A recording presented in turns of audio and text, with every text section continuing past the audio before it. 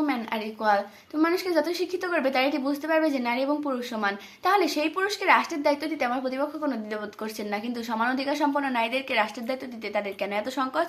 প্রশ্নটি দিয়ে বক্তব্য শুরু করছি। ধন্যবাদ মাননীয় মনিটর আমাকে বলার সুযোগ দেওয়ার জন্য। মাননীয় মনিটর, আমার দলের তিনজন বক্তায় অত্যন্ত যুক্তিযুক্ত উদাহরণের মাধ্যমে এটি প্রমাণ করেছে যে নারীর কাজ কেবলই ঘর সামলানো নয়। একজন নারী চাইলে ঘর এবং বাইরে উভয় ক্ষেত্রে পুরুষের সাথে তাল মিলিয়ে কাজ করতে পারে এবং সফলতার শীর্ষে পৌঁছাতে পারে। তাই আমি আমার বক্তব্যের শুরুতে আমার প্রতিপক্ষকে এটা মনে করে দিতে চাইছি যে আজকে তারা এই স্থানে দাঁড়িয়ে বিতর্ক করতে পারছে, এই বিদ্যালয়ে পড়ালেখা করতে পারছে, সেটা কিন্তু কোনো পুরুষের জন্য নয়, বরং একজন নারীর জন্য। কেননা 18 শতকের মতো সেই কঠোর পুরুষতান্ত্রিক সমাজে অবস্থান করেও বেগম রোকেয়া সাখাওয়াত হোসেন নারী জাগরণের জন্য লড়াই করেছেন। তিনি তার লেখা অবধবাসিনী কাব্যগ্রন্থে সেই সমাজের চিত্র তুলে ধরেছেন যেখানে মেয়েদের বাইরে পা দেওয়া নিষেধ ছিল, সেখানে বেগম রোকেয়া নারীদের সঠিক শিক্ষার সুযোগ পেয়ে দিতে সেই সমাজের সাথে যুদ্ধ করেছেন। তাই আজও ইতিহাসের পাতায় তার নাম স্বর্ণাক্ষরে লেখা রয়েছে। তাই আজ আমার প্রতিপক্ষ এই বিদ্যালয়ে পড়ালেখার সুযোগ পেয়েছেন।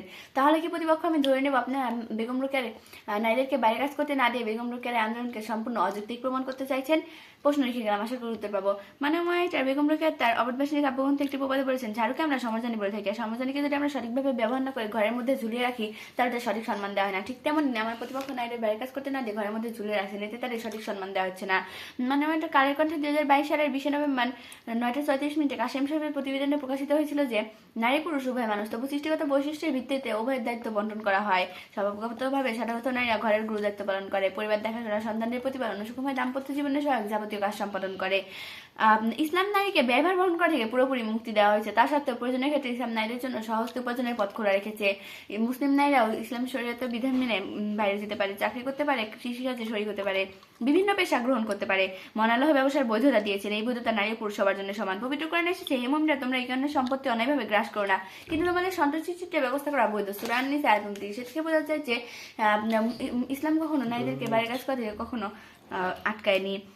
এটা আমার বক্তা প্রশ্ন ছিলেন যে নারীরা বাইরে কাজ করে তাদের সন্তান, তাদের সংসার কে দেখবে? কেন প্রতিপক্ষ নারী বাইরে কাজ করা মানে কি স্বাধীন বাইরে অবস্থান করা? একদিন অর্থাৎ 24 ঘন্টা, যেখানে বাংলাদেশ কেন পৃথিবীর কোনো অফিসে শ্রমিকদের ডিউটি 24 ঘন্টা থাকে না, সর্বোচ্চ হলে 8 ঘন্টা থাকে, আর ওভার টাইম করলে আরো কিছুক্ষণ থাকতে হয়। কিন্তু এই 8, 9, 10 ঘন্টা পরে তো ঘরে ফিরতে হয়। একজন নারীর সন্তান এবং সংসারের প্রতি যে মায়া রয়েছে তাতে সে যত ক্লান্তই হোক না কেন সন্তান এবং সংসারের দায়িত্ব অস্বীকার করে না। আর যে সেই দায়িত্ব অস্বীকার করে সে তার নিচু মানসিকতার প্রমাণ দেয়, সেটার সাথে বাইরে কাজ করার কোনো সম্পর্ক নেই। যুক্তরাষ্ট্রের কথা আমার প্রতিপক্ষ তুলে ধরেছিলেন, কিন্তু তারা হয়তো ভুলে গেছেন যে যুক্তরাষ্ট্রের রাজনৈতিক প্রেক্ষাপট বাংলাদেশের রাজনৈতিক প্রেক্ষাপট সম্পূর্ণ আলাদা। আর বিতর্কের বিষয়ে কখনো এটা বলা হয়নি যে নারীরা রাষ্ট্র পরিচালনায় অংশ নেবে মানে তারা সেই রাষ্ট্রের প্রধানমন্ত্রী হতে হবে। একটি রাষ্ট্রে অনেক কাজ থাকে, সেগুলো নারী এবং পুরুষ উভয় ভাগ করে নেবে, তাহলে একটি রাষ্ট্র সচল হতে পারে। যুক্তরাষ্ট্র নারীবাদী দেশ মানে সেই দেশের সকল রাজনৈতিক কর্মকাণ্ডে নারীদের অংশগ্রহণের সুযোগ থাকে, তারা নারী পুরুষ উভয়কে সমান অধিকার দেয়। তাই বলছি নারী কাজ কেবল ঘর সামলানো নয়, নারী বাইরে কাজ করতে পারে। ধন্যবাদ ধন্যবাদ সবাইকে।